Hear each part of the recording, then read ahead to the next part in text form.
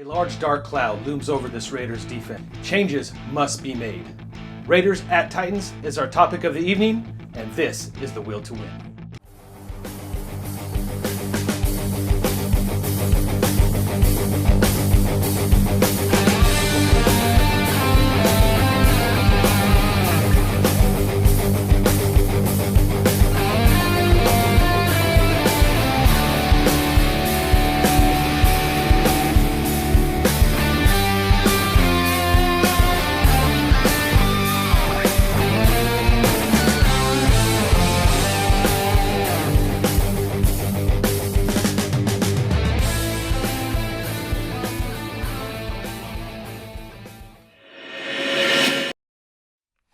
Okay, folks, welcome to tonight's broadcast. Tonight's broadcast is going to be broken up into 4 segments. In our first segment, we're going to sit down with Mike Tompkins from the Take on the Titans podcast. In segment number 2, we're going to sit down with Louie T from the Lab Room. Segment number 3, we send it over to Coach Ted for his film day breakdown. And in segment number 4, Pete breaks down the Pick'em segment. All right, Raider Nation, as we get started, let's take a look at last week's highlights.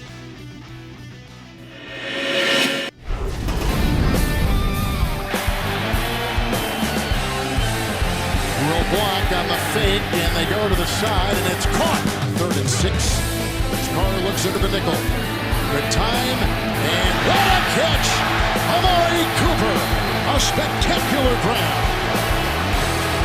25-yard pickup. Allen on the play, put him at the Falcon 37. When I watched this the first time, it looked like he jumped too soon. I believe he did. He just stayed up there, though. He found a way to kind of stay up there and just wait on it. 1st and goal. Murray, touchdown. These pass rushes to the Raiders. Coleman in 2nd and they've got Julio Jones. He just torched Smith. 21-yard strike against Atlanta. 2nd down and 1. How about this? DeAndre Washington with the stiff arm. Far open. He's got Wolford. That is a touchdown! Ryan, end zone, intercepted and picked off! David Emerson! Split wide. And that's what they go at when he comes on a slant. They got the matchup with the linebacker, and that's the result. Take it there, good block by Matthews, winding up, far side. They've got Hooper! And the linebacker, he drives him out of bounds. Another big catch by the rookie out of Stanford, Austin Hooper. Good red zone teams have the ability to run the ball in this part of the field. Devontae Freeman is in. The tight end was held, but they go up to Tammy, who's going to go in for the touchdown. Olawale in the backfield, low snap. And he gets the touchdown! Michael Crabtree, 2-yard touchdown reception. Down and 1. The fake, and going deep, and he's got Julio Jones, and he makes the catch. To Coleman, and caught on the ricochet. Caught by Hardy. 13-yard touchdown run. Really, what a nice block up front by Mack and Chester, and then coming off on the linebacker. And look at the effort here by Tevin Coleman, right at the end, extending the ball over the goal line. Carr. Beasley chasing. That's caught for a touchdown. Andre Holmes, a 6-yard touchdown reception. 2 former defensive coordinators, Del Rio. That was definitely a tough game to swallow. All right, let's get started. Okay, to start the show tonight, we know that we're getting ready to take on the Titans, so we thought it would be fitting to bring back Mike Hopkins from the Take on the Titans podcast. Mike, welcome to the Will to Win. Thanks for having me back. No, absolutely, Mike. Let's go ahead and get started, shall we? I just wanted to start off by asking you, we know that last time we played you in the preseason, it was our dress rehearsal game for both teams, and we were worried about making sure that we don't show each other too much of what we got going on. But you guys were definitely able to run the ball all over us. What can you tell us about Murray and Henry at this point in the season? I know that Murray's averaging, I believe, 4.3 yards per carry. Is that below average for you, or do you think he could do more than that? Well, I think he could do more than that. Actually, the numbers I looked at today had him at right over 5, like 5.2. I think the big thing is, it's surprising everyone, is that they're not running as much. Both him and Henry have not carried the ball a whole lot. I think Murray has somewhere around 131 yards, and Henry only has 31, 40 yards. And it's been mostly the passing game, which has surprised me and a lot of other Titans fans, that Murray has especially become very versatile in catching the ball out of the backfield. And when they get Henry in space, either in a swing pass or maybe across the middle, they'll have a lot of success there. And that's kind of a change of pace from what we expected with the smash mouth that we were all hoping for. What can you tell us about your quarterback? I mean, looking right now, it's 2 games in. We were both worried, like Jason said, that we were going to be a little bit rusty because neither one of us was able to really come out in that third preseason game and play the way that we'd be playing into the season. But when I look at what Mariota's doing and what Derek Carr's doing, their numbers are extremely similar. They're both throwing the ball over 30 times a game. They're both checking down, like you said, throwing to the running backs and things like that. The yards per average is still fairly low. But the attempts and the yards are definitely there. He's also running the ball extremely well. What can you tell us at this point about your quarterback? Well, right now I think Mariota is still, he's still picking the game up. He's really good at, if he makes a mistake, he doesn't make it again. In the first game against the Vikings, unfortunately, those 2 mistakes he made were both returned for touchdowns and cost us the game. I think in general, though, like you said, he is having to throw the ball a lot more. It seems like teams have decided that if you're going to run on us, we're going to stack 8 in the box and try to stop that. So it's really throwing it back on Mariota's shoulders. It tends to, at that point, have the short passing game come up a lot. Unfortunately, too, the offensive coordinator decided in the game against the Vikings, at least, he didn't want to throw the ball deep. So, those short passes didn't mean a lot if they had 8 in the box. It was constantly, stop as soon as you get the ball. Yeah, so let's switch it over to the defense now, Mike. Last time we saw you in the preseason, we were struggling on offense, although Carr did pick it up there towards the end of the half. What could you tell us about your pass rush? I know you guys got I believe it's 4 sacks this season. What are you looking at as far as our offensive line that's only given up 1? Well, we've been struggling in the pass rush lately. I think it kind of puts a lot of stress on our defensive backs, and our pass rush actually picked it up a little bit in this last game. Brian Arakpo had a couple of sacks, and the rookie Kevin Dodd, he had to step in for an injured Derek Morgan, and he stepped up and he was able to get a sack. And they've been expecting a lot from him, especially in the pass rush, but in the entire offseason and through the majority of training camp, he was out with a foot injury. He had surgery on his foot and wasn't able to really come into training camp or into practicing until maybe the 3rd preseason game when we faced you. He's been slowly coming along, and when we saw the sack against the Lions, we were pleasantly surprised that he's already to the point now where he can start to make that move and make those sacks. Going up against this daunted offense that the Raiders apparently have, number 1 in the league, it is kind of a little scary there, knowing that our defensive front is going to have to come in and put some pressure on Carr so that our defensive backs aren't running and chasing wide receivers all night long. Yeah, going back to the other side of the ball as well, we have had some huge problems on defense. We can't seem to stop anybody. They're going to be making some changes. We're also struggling with the pass rush. I mean, Dodd was a guy that we looked at in the draft, and I know I was very high on. But if you look at the Raiders right now, they're just not generating any pressure at all whatsoever. Mack is getting close, but he's just not making it. They're making some changes at the linebacker position. They're bringing a rookie in to get more time there. We're also going to be starting a rookie strong safety in Carl Joseph, our first-round pick. So there's a chance that we could be starting rookies if Latham also gets the start.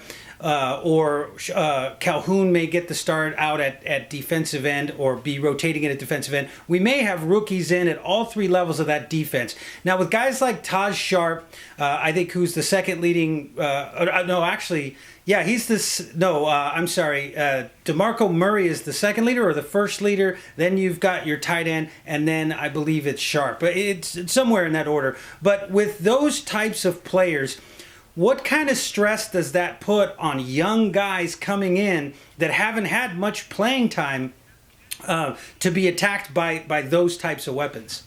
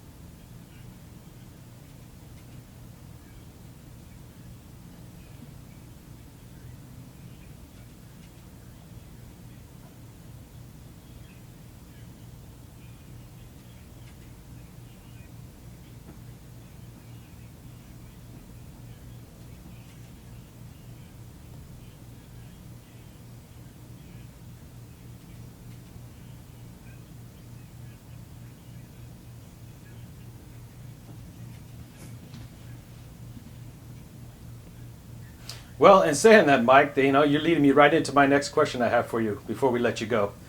What do you see? What is your overall view? Now, the Raiders are struggling defensively, and you guys are moving the ball fairly well offensively. So this is definitely going to be set up for probably another offensive shootout. How do you see this game going down, and what is your prediction? Well, I will say that if it comes to a shootout, the Titans, it doesn't look real good. We've scored 16 points in each one of our games. And I think that the Titans, what they need to do in this game is to try to keep Derek Carr off the field. Now, this offense is designed around a huge running game, and so hopefully with DeMarco Murray and Derrick Henry, this 1-2 punch, that they can start getting first downs and run that clock and maybe hold on to the ball enough to keep the Raiders on their heels. The one thing today that probably just a couple of hours ago that the Titans announced, though, that's going to hinder this offense is that Chance Warmack, the right guard from Alabama, he has been put on IR. He had tore a tendon in his finger, and that he's going to have surgery, so they just put him on IR today. So the backup is either going to be Brian Schwenke, or it's going to be Josh Klein, who is somebody we picked up off waivers from the New England Patriots in the preseason. So my prediction is, if everything goes the way I think it should with this Titans team, is that they are going to end up running the ball a lot, trying to keep the ball away from the Oakland Raider offense and hopefully keep that part of the score down. And obviously, being a Titans fan, I'm going to lean on that and count on that being a score probably somewhere around 21-17. But if it gets into a shootout, there's no way the Titans can keep up. Excellent. We expect nothing less from you, Mike, from going for your Titans. It's been great talking to you once again. We want to appreciate you coming back on the show. Before we let you go, why don't you let the audience know where they could find the Titan, Take on the Titan podcast, or any other social media places you have going on? Sure. Basically, if you go out to a search engine and search Take on the Titans, you're going to find us. We've got a Facebook group. We've got Twitter. We've got a website, takeonthetitans.com. I'm gearing up Take on the Titans YouTube channel, and hopefully we can get that off the ground and going. I've got some video equipment coming in, and we can maybe get something along what Will to Win has, and maybe have a little better quality than what you're getting now. Search for Take on the Titans, and you'll find us. Well, excellent, Mike. Once again, we want to thank you for joining us this week. We look forward to this week's matchup, and I'm sure we'll be talking to you soon. Thanks a lot. Thank you.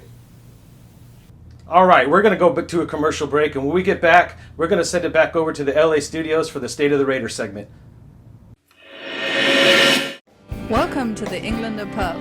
Discover Northern California's best English sports pub and restaurant. This lively, authentic English pub, complete with ye old red telephone box, is a favorite neighborhood gathering place for families, friends, business meetings, and special events. Come in for great food, sports action, comedy night, or live music in a comfortable, relaxed, fun atmosphere. We also have banquet rooms for private parties, special celebrations, and corporate functions. The Englander is the ultimate sports enthusiast's dream come true with a multitude of screens. There are 3 big screens, 8 plasma screens, and 15 more TVs throughout the pub. The Englander is a great place to watch all sporting events, from international soccer, football, baseball, basketball, hockey, and more. The Englander is the perfect place to come root for your favorite teams.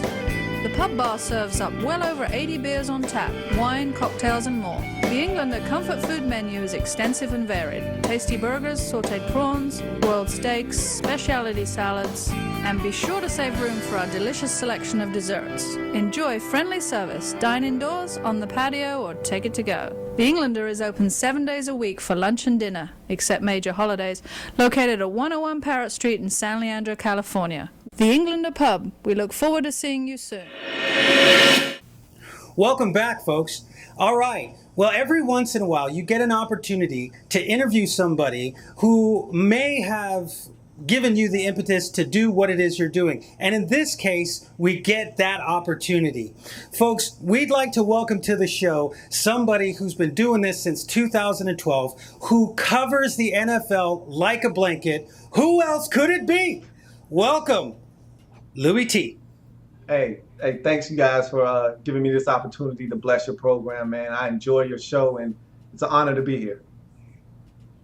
All right, fantastic. Well, Louie, we watched the game last week, and as you could see, we had some problems defensively. I mean, we were just all over the field. The ball was just bouncing the wrong way. Now, I watched on your program, and you talked about the banana in the tailpipe. Before we get into that, why don't you explain to people what Louie T is, what the lab room is, and what you offer to the fans in general? Well, my biggest thing is I love the game of football first and foremost. So that's where it all starts and begins for me. And what I look to do is enrich football fans with knowledge, entertainment, and kind of fuse the two together. The NFL is a popular sport here in the United States. I think it's probably the most popular sport that we have. And because of that, it's a product that's consumed in massive amounts. I'm probably most guilty of it. I watch so much football, it's not even funny. And so I cover the entire league. I watch every single game. I give my analysis of those games.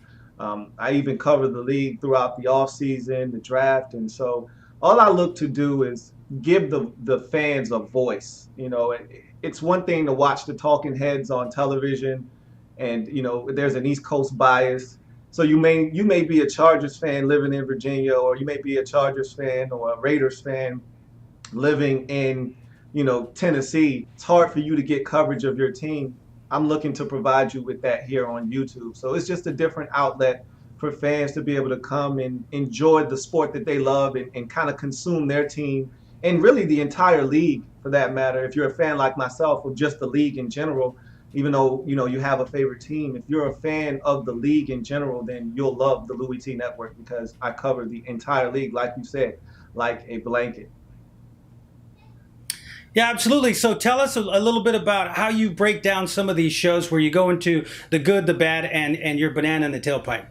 So the basis for likes, dislikes, the banana in the tailpipe is pretty simple concept. Things that I liked in the game from both teams, and I like to break it down into two halves of football because things that you liked in the first half may not be the same things that you saw and liked in the second half. Teams make adjustments and things of that nature. So things change from half to half. So I break it down in halves. Things that I liked and disliked in the first half from both teams, and then the banana in the tailpipe is simply something that I'm not falling for. You may see something that's an anomaly in a game. For instance, let's say the Raiders have a game where they create 3 turnovers. The Raiders haven't generated turnovers this year. But let's say that on Sunday versus the Tennessee Titans, they generate 3 turnovers. That might be my banana in the tailpipe leaving that football game is, hey, look, they may have held the Titans to only 19 points and they generated 3 turnovers, but that's not who the Raiders are going to be moving forward. At least I need to see more to believe that this is a team that can create those kinds of turnovers on a week-to-week basis. So that would be my banana in the tailpipe. I call it the oldest trick in the book. I'm not falling for the banana in the tailpipe. Absolutely. So in this latest video, you said the banana in the tailpipe was the defense. They cannot be this bad all season long. In your opinion, is this a coaching problem? Is this a personnel problem? And watching the couple of games that you have, do you think it's more of something of the players on the field, or do you think it has something to do with the philosophy of the way this game or this defense is being called? It's probably a little bit of both. I think it more so is leaning towards the personnel on the field.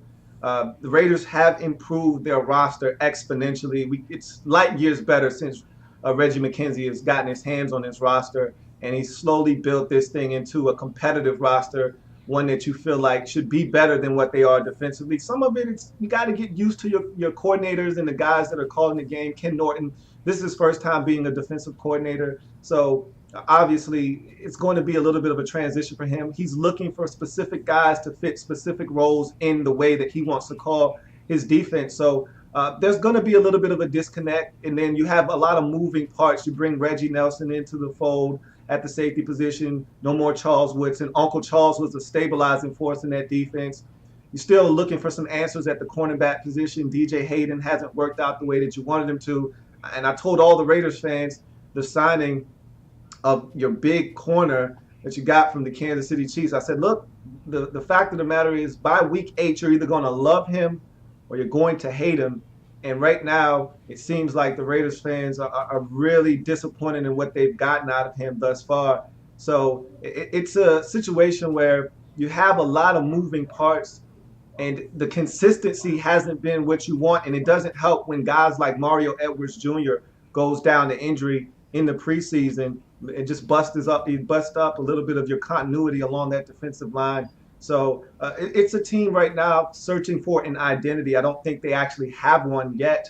And I think that's probably the biggest issue with this football team is what is the identity of this team? They can't stop the run consistently. They don't stop the pass effectively. What do you do well? They need to focus in on that and get better as a football team on that side of the ball, focusing on one thing at a time. I think if they can do that, then they can grow and build off of something on the defensive side of the football. All right, yeah, well said, Louie. Speaking of, just the coaching staff and personnel, we seem to have been able to exceed on offense. At least at the moment, we're ranked number 1 total offense in the NFL. But as fans, as we look at this, we're looking at it from a standpoint of we seem to play a lot better when we're behind. We've been starting off games really, really slow. Do you think that's a personnel issue, or do you think that's a play calling issue by Bill Musgrave? I think it's more of a play calling issue because the weapons are there. And what I've been so amazed by this season is Derek Carr's maturation. I mean, we saw this coming, but I didn't think that he would just evolve the way that he has. I mean, you could argue that he has some good targets, but it's not earth-shattering targets. And yet, the numbers that he's put up early in this season have been mind-boggling. I mean, he's playing such good football right now. And I've been on record as saying that Blake Bortles was going to be the best quarterback of that draft class. And right now, that looks like a very false statement because Derek Carr is lighting it up. And I think they have to trust Derek Carr early in ball games to stretch the field. I love the fact that he gives his guys a chance down the field, even if they don't complete the pass. A lot of these passes are being called pass interferences, and so they're getting a field position down the field like they did last game versus the Falcons on the deep ball to Krabs. I like what they're doing offensively. They just need to do it sooner in the football game. They've, like you said, they've started slow the first 2 games of this season. I'd like to see a little bit more of a balance, too, at the beginning of the game. I understand what they want to do, but at the end of the day, I think Derek Carr can be a very successful play-action quarterback. So if you can set up a little bit more of the run, get teams to bite up on the thought of a run and that fake, I think you can work Amari Cooper and maybe even Clive Walford down the field. We saw him get loose in the secondary and score a touchdown last week versus the Falcons. These are all things that I'd like to see them start to do with a little bit more regularity, is to use the running game to set up play-action fake and take some shots down the field, because Derek Carr is extremely accurate throwing the football down the field. All right, so we've covered a little bit of the defense struggling. We've covered some of the offense. And now let's take a look at that third category. Coach Del Rio in his press conference said that, you strive to win 2 out of the 3 aspects of any game, whether it be offense and defense and not special teams, or offense and special teams and not defense, however you want to put it together. But he said, in this case, we didn't do it on one side of the ball, and he pointed out the woes we had on defense. But again, in the video that you watched and what I watched on Sunday, you made a great point that nobody's really talking about, and that's special teams, and how in the first half, special teams had an entire series where they let this team down. Everything from giving up the big return, the high snap, bobbling the ball and almost getting it turned over. How important is it going to be moving forward that this football team, because the defense may take a while for them to develop, how important is it going to be that special teams becomes a big part of this particular football team's success?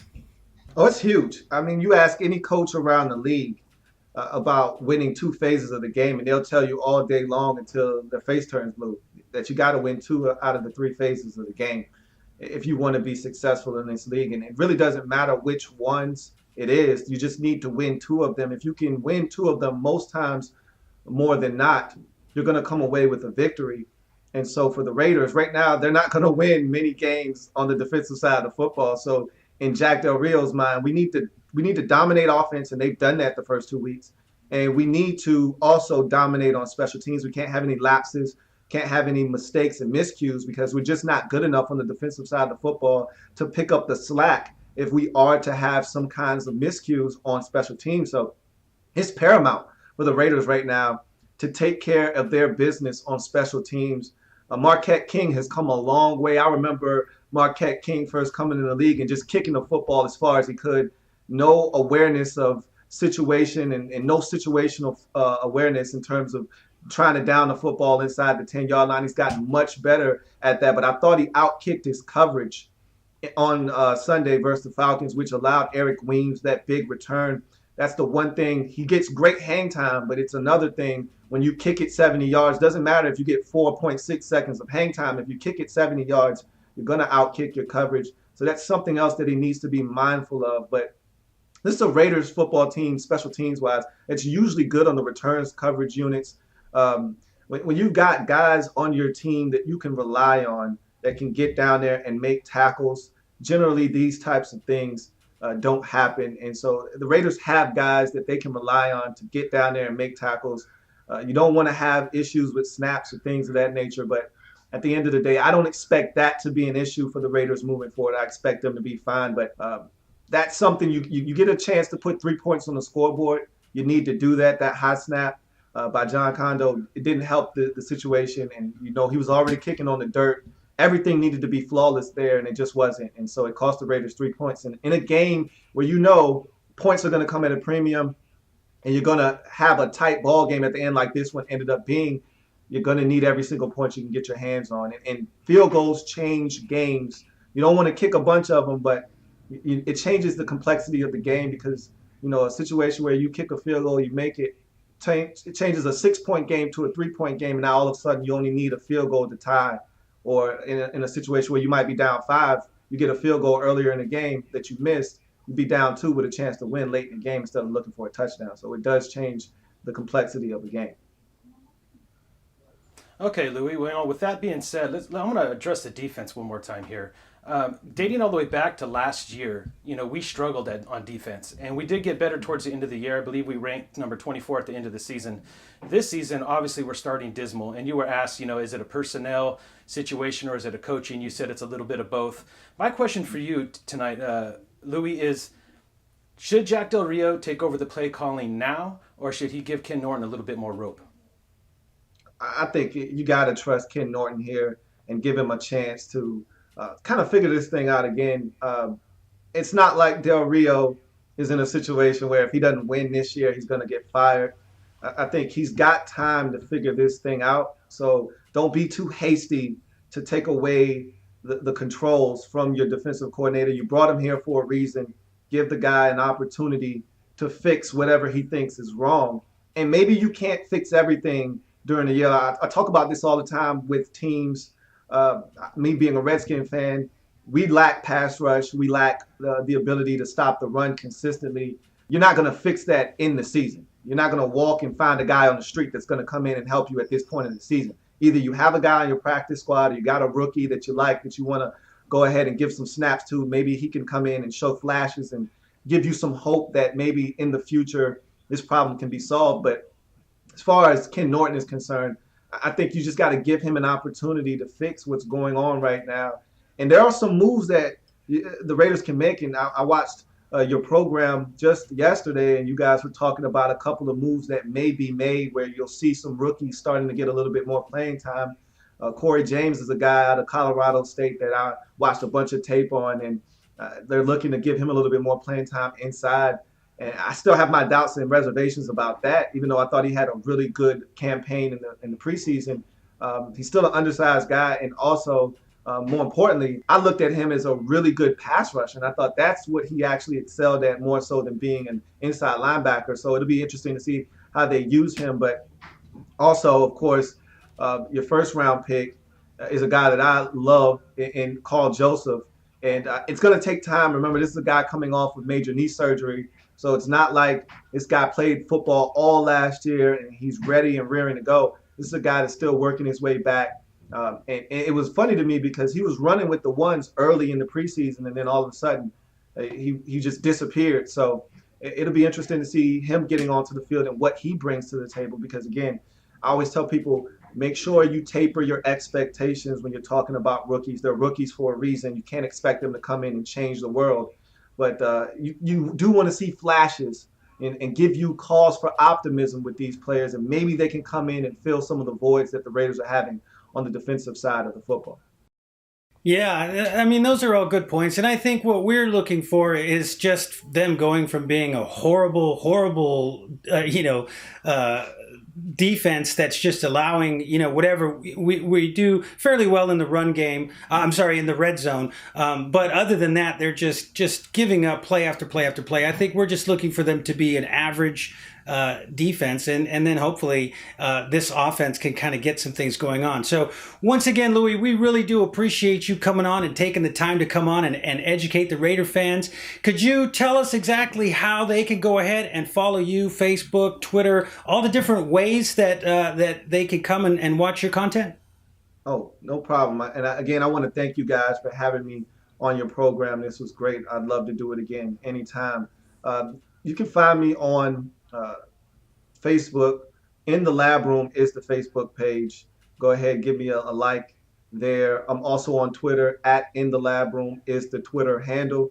So go ahead and follow me on Twitter. A lot of comments, a lot of updates, a lot of different things going on those social media platforms. And then, of course, the big one, Louie T Network on YouTube is where you can find me. Again, I break down every single game, every single team, a lot of different content for each and every single team. Each team has their own playlist. So check out the content. It's all there for you guys to consume. Louie T Network, once again, on YouTube. All right, fantastic. Well, once again, for the night and myself, we appreciate you coming on. And yep, we're going to go ahead and move into our next segment now. So let's go ahead and send it on over to Coach Ted. Coach Ted?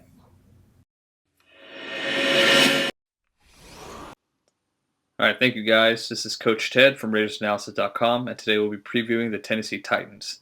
Defensively, the Raiders get gashed when teams run zone plays and cut the play back. This is because the Raiders' backside defensive tackle often over-pursue or gets bullied. Unfortunately, the Titans run a lot of zone, and their backs have great vision and oftentimes hit the cutback lane. We have to play the cutback lane with power and integrity in order to stop the Titans' running game. On this play, the Lions are in a 50 front with a weak nose. You can see their backside defensive tackle goes too far inside and easily gets blocked. This does two things. First, it leaves a huge gap for the linebacker to fill. Second, instead of demanding a double team, he gets single blocked by the tackle, which gives the tight end free access to the linebacker. You can see that here. DeMarco Murray finds a cutback lane, and he's off to the races. Our defensive line cannot allow this to happen to Malcolm Smith or Ben Heaney. They are simply not good enough for offensive linemen or tight ends to have free access to them. In the preseason game against the Titans, they gashed the Raiders in a run game, and then with the boot game, with a tight end in the flats. One of the major problems that teams are exposing the Raiders' defensive scheme with is that Irvin is oftentimes asked to have contained backside and covered flats. So on run plays, the Titans would oftentimes run a tight end in a flat, even on run plays, to widen Irvin out to make the cutback lane even larger, which is going to happen here. You can see that McGee, the defensive tackle, over here gets washed down, or he over pursues and then gets washed down. You can see how big the cutback lane is already. Henry is going to find the cutback lane. James is a beat too slow, and even if he makes that tackle, Henry is already 5 yards downfield. We cannot allow this to happen in the regular season, or the Raiders' defense continue to get gashed. The Falcons used the same strategy against the Raiders. This time, Autry is the one who's going to get washed down. Autry's defensive tackle over here. He's a backside defensive tackle as the zone is going to go over to the right. He needs to attack the outside shoulder of the guard or penetrate the field. Instead, he gets washed down by the double team, but at least he gets double teamed, which leaves Heaney unblocked in the hole. But he's a beat too slow. You can see here that the Raiders are out schemed as Irvin has flats and contained, so he's not even in the picture. But since Heaney is a beat too slow to the play, Julio Jones is able to get a block on him, and the running back gets a huge gain. Jack Del Rio and Ken Norton Jr. have to find a way to get someone else in the flats, or teams like the Titans are going to simply use this strategy in the Raiders over and over again. A solution might be to play more man-to-man coverage. Offensively, the key is simple. We have to protect Derek Carr. The Titans want to pressure the quarterback with Dick LeBeau's fancy zone blitzes, but if the Raiders can protect Carr like the way they have so far this season, I don't think the Titans' defensive backs stand a chance against Amari Cooper and company. The Titans play single high coverage, much like the Falcons. They're either going to be in cover 1 man or cover 3 zone. If the Titans are in cover 1, the Raiders are going to have some opportunities deep down the field. Here, the Titans are using a linebacker twist, but the Lions pick up the blitz well, and they're playing man-to-man on the back end. Stanford throws a nice back shoulder throw for a nice gain. Carr and Cooper made a play exactly like that play against the Falcons, so I think it's going to be in their arsenal against man-to-man coverage. If the Titans do play zone, I have the utmost confidence that Carr will find holes in the zones, especially if there is zone blitzing. Carr is simply too intelligent and good at reading defenses at this stage in his career. The Raiders use a similar concept when they see that Carr or Cooper is matched up. They like to throw speed outs. This is a hitch, and he kind of drifts out. But if we get hit Cooper on a speed out or Crabtree on a speed out and they break a tackle, they can make a huge play just like here. If the Titans sit back in coverage without blitzing, which I think is highly unlikely, I think that Carr will carve them up just like in the preseason. Here the Raiders are in one of their favorite formations. They're in empty with the running back on the outside. This tells Carr if the defense is man-to-man or not. Clearly, Sean Spence is outside the box and is covering DeAndre Washington man-to-man, so Carr knows exactly what coverage it is. Washington is going to motion short. which shows further confirmation that they're in man-to-man coverage. Carr is going to look off the free safety here. And then find Michael Crabtree on a beautiful throw for a big gain. All right, to recap, defensively, the Raiders have to play a lot better run defense with gap integrity, especially from the backside defensive tackle. They cannot over-pursue or get washed down this week, or those cutback lanes are going to be wide open. Also, Ken Norton Jr. and Coach Jack Del Rio are going to have to figure out a way to cover the flats without involving Irvin, or else Irvin's going to be out of the picture in a run game, and that's not good. Offensively, the key is simply to protect Derek Carr. If we could protect Derek Carr, I think he's good enough to carve up this Tennessee Titan defense just like he did in the preseason and continue a stellar play throughout the season. All right, thanks for listening, and please check out my website at www.raidersanalysis.com and follow me on Twitter at RaidersAnalysis. Thank you, and we'll see you next week. All right, folks, welcome to the Pick'em segment of our show. Well, looking at last week, it looks like we all dropped the ball when it came to the Green Bay Packers.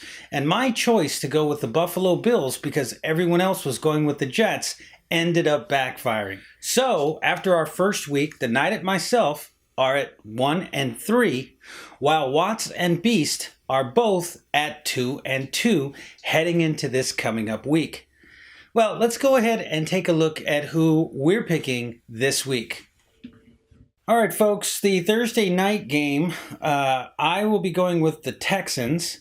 I'll also be choosing the Cowboys and the Falcons over the Saints in the Superdome. And my pick, I think based on what Mike was saying earlier, seeing as how the Titans haven't been able to score very much, if we can get our defense to play, I'm picking the Raiders 21-14. Jason's going with the Texans also, the Cowboys also, but he's going to go ahead and pick the Saints. He thinks it's going to be another shootout, 31-24. The Beast is going with the Texans, the Cowboys, the Saints, and the Raiders at 24-17. And Watts Raider is going with the Houston Texans, the Dallas Cowboys, the Atlanta Falcons, and the Raiders 24-14. All right, folks, so it should be an interesting slate of games we have coming up this week starting on Thursday. Remember, the way that this works is each one of us picks the Thursday night game, the Sunday night game, and the Monday night game, as well as the final score of the Raider game. Let's go ahead and send it on over to Jason. Okay, folks, we'd like to thank you for tuning in to tonight's broadcast. We hope you enjoyed the broadcast as much as we enjoyed putting it together for you. At this time, we want to remind you that following every single game, we will be live here on YouTube, taking your phone calls, getting your insight, and answering your questions. And remember, you can always find us on Facebook, Instagram, and Twitter, all at The Will to Win, as well as you can email us any questions and concerns at thew2w@gmail.com. That is thew2w@gmail.com. All right, Raider Nation, remember one thing. There's only one nation. The First Nation. Raider Nation. We'll see you guys next week.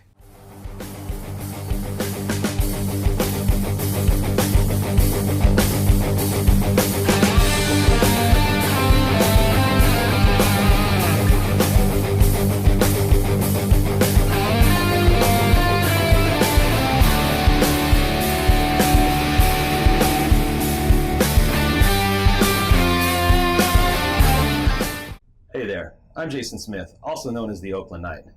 We'd like to thank you for watching the Will to Win broadcast here on YouTube.